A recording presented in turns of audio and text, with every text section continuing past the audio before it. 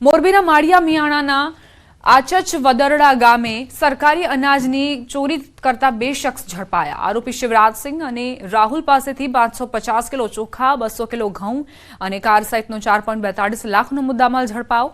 બંને આરોપીની પોલીસે ધરપકડ કરી। આરોપીઓની પ્રાથમિક પૂછપરછમાં મોરબીના શનાળા ગામના રમેશભાઈનું નામ ખુલતા તેમની શોધખોળ પોલીસે હાથ ધરી। ડિંડોલીમાં કુખ્યાત આરોપીની હત્યાનો મામલો। ગણેશ વાઘની નિર્મમ હત્યા કરવામાં આવી હતી। ભૂતકાળમાં દેવા ઉર્ફે કાલુ નામના યુવકના મર્ડર કેસના આરોપી ગણેશ વાઘની નિર્મમ હત્યા કરાઈ, જેમાં ડિંડોલી પોલીસે ગણતરીના કલાકોમાં હત્યાનો ભેદ ઉકેલ્યો। હત્યા કેસમાં બે સગીર સહિત 6ની ધરપકડ કરાઈ છે। ઝડપાયેલા આરોપીઓમાં સુખલાલ પાટીલ, પવન પાટીલ, હર્ષલ કોડી, અર્જુન યાદવ સહિત 6 આરોપીઓની ધરપકડ કરાઈ છે।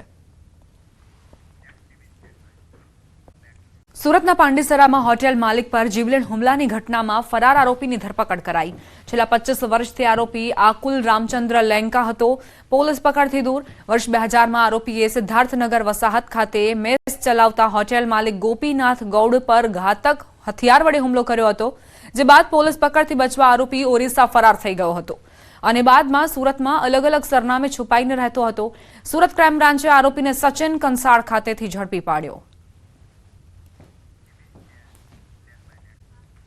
રાજકોટના હીરાસર એરપોર્ટના ઇન્ટરનેશનલ કક્ષાના નવા ટર્મિનલના ઉદ્ઘાટન બાદ સાંસદ પરસોત્તમ રૂપાલાએ કહ્યું કે રાજકોટ ઇન્ટરનેશનલ એરપોર્ટને સૈદ્ધાંતિક રીતે કસ્ટમ ક્લિયરન્સ મળ્યું છે। કસ્ટમ ક્લિયરન્સ ઇમિગ્રેશનની મંજૂરી પણ ગૃહ વિભાગ પાસેથી મેળવવાના પ્રયાસો શરૂ છે। 1-2 દિવસમાં સત્તાવાર જાહેરાત થઈ જશે। આગામી ટૂંક સમયમાં રાજકોટથી ઇન્ટરનેશનલ ફ્લાઇટ શરૂ થશે।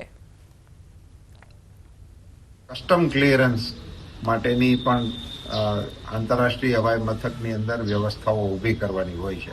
કસ્ટમ ક્લિયરન્સ નાણાં વિભાગ તરફથી એને સૈદ્ધાંતિક રીતે એમણે મંજૂર કરી દીધું છે। 1-2 દિવસની અંદર જ કદાચ સત્તાવાર રીતે પણ એમનો હુકમ આપણા હાથમાં આવી જશે। રાજકોટમાં ભેજાબાજોએ બોગસ ડોક્યુમેન્ટના બહાને બેંકમાંથી લાખોની લોન મેળવી છેતરપિંડી આચરી। બેંકના મહિલા મેનેજર, કર્મચારી સહિત 5 લોકો સામે ફરિયાદ નોંધાઈ। આરોપીઓએ ખોટા ડોક્યુમેન્ટના આધારે વિજય કમર્શિયલ બેંકમાંથી 93,15,000ની લોન મેળવી। 10 જેટલા વાહનના ડોક્યુમેન્ટ ખોટા હોવા છતાં લોન આપવામાં આવી હતી। લોનના હપ્તા બેંકમાં જમા નહીં થતા બેંકના અધિકારીઓ દ્વારા આ સમગ્ર મામલે તપાસ કરાઈ, જેમાં કૌભાંડ થયું હોવાનું સામે આવ્યું। શ્રુજય વોરા, લક્ષ્યાંક વિઠલાણી સહિત 5 આરોપી સામે ફરિયાદ નોંધાઈ છે। આ કામના આરોપી છે સુજય અને લક્ષ્યાંક, એને જૈન સાયન્ટિફિક ભાગીદારી પેઢી અને મહાકાલ એન્ટરપ્રાઇઝ પ્રોપ્રાઇટર એ બંને પેઢીમાં પૈસા જમા કરાવ્યા અને એ રીતે ગાડીના લોન લેવાના બહાને બીજાના એકાઉન્ટમાં પૈસા ટ્રાન્સફર કરાવી અને પોતાના અંગત ઉપયોગ માટે વાપરી નાખેલ છે અને આ બાબતે ગુનો દાખલ કરવામાં આવ્યો છે અને આગળની તપાસ પીઆઈ કરી રહ્યા છે। સમાચાર દહીવડામાં નીકળતી જીવાત।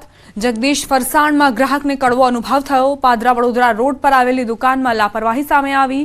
વડોદરામાં અવારનવાર ફૂડમાંથી જીવાત નીકળવાની ઘટનાઓ બની રહી છે, તેમ છતાં પણ જે આરોગ્ય વિભાગની કાર્યવાહી છે તે ક્યાંક અપૂરતી સાબિત થઈ રહી છે।